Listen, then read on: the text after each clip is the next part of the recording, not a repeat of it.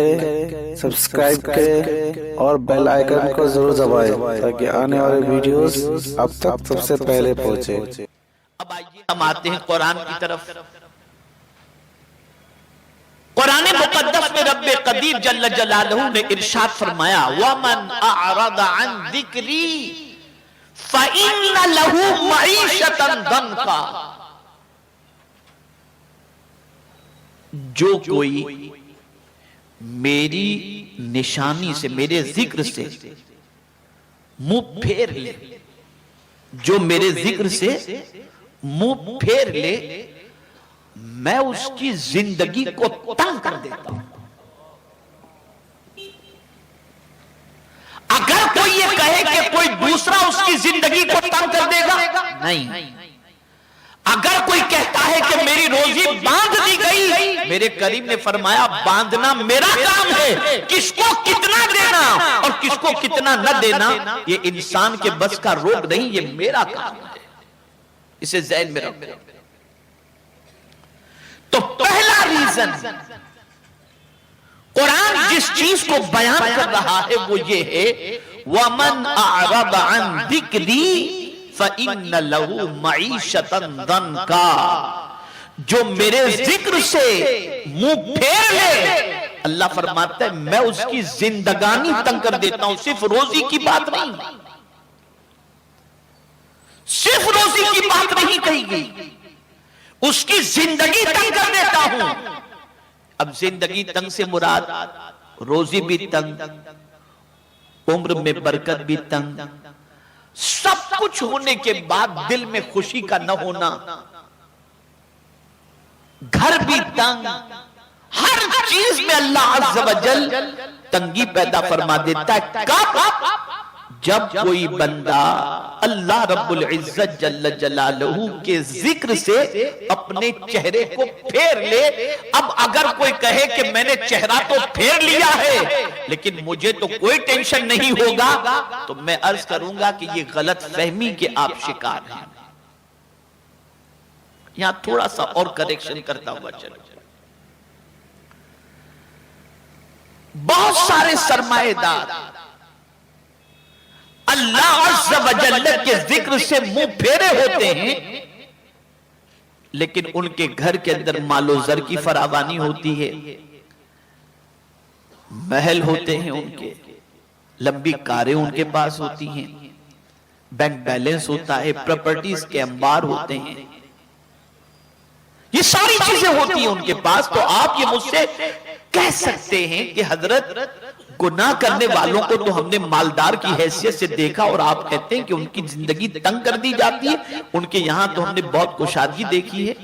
मैं पूरे चैलेंज के साथ कहूंगा, पूरे चैलेंज के साथ, जितना सुकून से एक हाथ गाड़ी वाला बगैर पंखे और एयर कंडीशन और गद्दे के अपनी हाथ गाड़ी पर सुकून से सोता है, किसी महल में रहने वाला एयर कंडीशन में गद्दे पर इतने आराम से नहीं सोता होगा। ये मैं आपको चैलेंज के साथ कहता हूं। उस सरमाएदार से पूछो, वो स्ट्रेस की टैबलेट ले रहा होगा, वो नींद की गोलियां ले रहा होगा, उसको औलाद का टेंशन होगा, उसको कई बीमारियां होंगी। तो आप अगर ये तसव्वुर करते हो कि उसकी जिंदगी में कुशादगी है, नहीं, उसकी जिंदगी में तंगी है। सब कुछ होते हुए भी आखिर ये सारी चीजें क्यों? वजह यह है कि उसकी जिंदगी को अल्लाह ने तंग कर दी है, उसकी जिंदगी से सुकून को खींच लिया गया है। और आप मार्केट की पोजीशन को देखकर खुद ही आप कह रहे हैं कि मुआशी बदहाली का इलाज बताइए। तो ये कौन है जिसने आपकी रोजी को आपसे छीन लिया? वो परवरदिगार जल्ल जलालहू ही है जिसने रोजी के अंदर तंगी पैदा कर दी और रोजी को कुशादगी जो थी रोजी की, अल्लाह अज़्ज़ व जल्ल ने उसे कम कर दी। अब आप रीजन तलाश करें तो आइए मैं आपको बताऊं।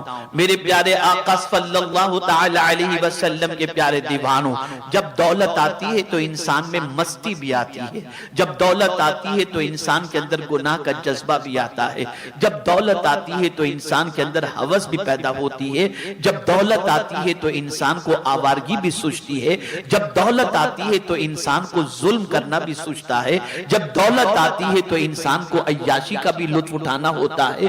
दौलत आती है तो उसके साथ न जाने कितने खुराफात को अपने साथ लेकर के आती है।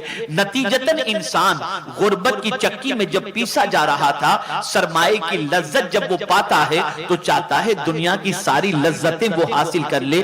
चुनाचे आप देखेंगे कि माल के आने के बाद बुराई के अड्डे आबाद होने शुरू हो जाते हैं, माल के आने के बाद अय्याशियां शुरू हो जाती हैं, माल के आने के बाद मेरा ये जुमला हर एक अपने दिलो दिमाग में महफूज कर ले, शायद यही जुमला पूरी जिंदगी आपकी संवारने के लिए काफी बन जाए। माल के आ जाने के बाद किसी लड़की को बहन या बेटी की नजर से नहीं, अपने हवस की पूरी करने की नजर से देखना इंसान शुरू कर देता है। ये माल ही है जो नजर को बदल देता है, ये माल ही है जो इंसान को शराब के अड्डे पर ले जाता है, ये माल ही है जो रात को अय्याशियों पर आमादा कर देता है, ये माल ही है जो इंसान को न जाने कितनी बीमारियां गुनाहों के सबब से मुलविस कर देता है, गुनाहों के सबब से बीमारियों के अंदर। आप मुझे बताओ, माल होने के बाद क्या आपके अंदर ये जब तमन्ना पैदा नहीं होती कि मैं अपने माल का इस्तेमाल गुनाहों के अंदर करूं?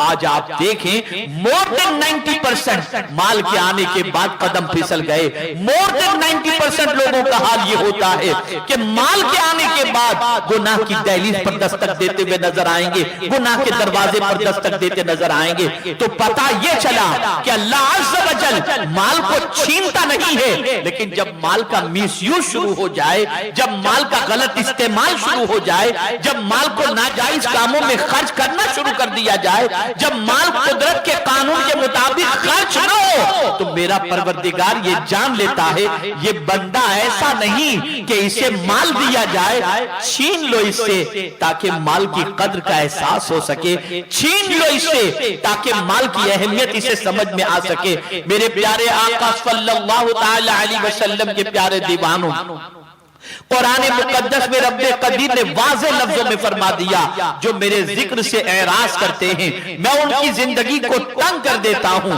और ये जिंदगी को तंग से मुराद सिर्फ ये न समझना कि दुनिया की जिंदगी को तंग करने का मामला, बल्कि परवरदिगार कब्र की जिंदगी को भी तंग कर देगा और आखिरत की जिंदगी को भी तंग कर देगा, और उसकी सिचुएशन इतनी बुरी हो जाएगी जिसकी कोई इंतहा नहीं। तो ऐ रसूल आज़म सल्लल्लाहु तआला अलैहि वसल्लम के प्यारे दीवानों, पहली चीज जो इंसान की रोजी की तंगी का सबब बनती है वो चीज ये है अल्लाह के जिक्र से एराज।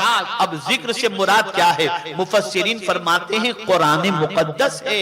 बंदा कुरान देखना छोड़ देता है, कुरान पढ़ना छोड़ देता है, कुरान पर अमल करना छोड़ देता है, कुरान को देखना छोड़ देता है, और ये किताब से जब उसका ताल्लुक इतना छूट जाता है तो फिर मेरा मौला उसकी जिंदगी को तंग कर देता है। कुरान तो अल्लाह की वो किताब है जो कब्र की तंगी भी दूर कर देती है, ये किताब दूर कर देती है, और महशर की तंगी को भी ये किताब कयामत के दिन दूर फरमा देगी।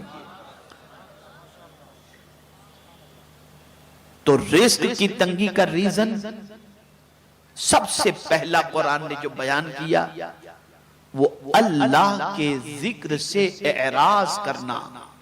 गरीब था, फज्र की नमाज जमात से पढ़ता, गरीब था, रोजाना कुरान मुकद्दस की तिलावत करता, गरीब था, अल्लाह के वली के आस्थाने पर जाता। दौलत ने इतना फंसा दिया कि सारी चीजें और ये बात अच्छी तरह से जहन में रखो, परमानेंट कोई ये तसव्वुर न कर ले कि आज मेरे पास जितना है वो हमेशा रहेगा। नहीं, कभी ये तसव्वुर न करे, हमेशा डरे अल्लाह से इसीलिए मेरे आका सल्लल्लाहु अलैहि वसल्लम दुआ करते, अल्लाहुम्मा इन्नी अऊज़ु बिका मिन ज़वालि निअमतिक, ए अल्लाह मैं तेरी पनाह मांगता हूँ नेमत के ज़वाल से।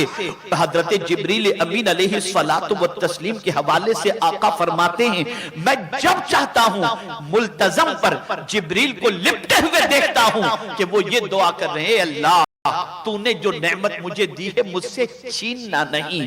मेरे प्यारे आका सल्लल्लाहु अलैहि वसल्लम के प्यारे दीवानों, ये बात अच्छी तरीके से ज़हन के अंदर महफूज कर लें कि अल्लाह अज़्ज़ व जल्ल ही नेमत देने वाला है और वही नेमत को छीनने वाला है।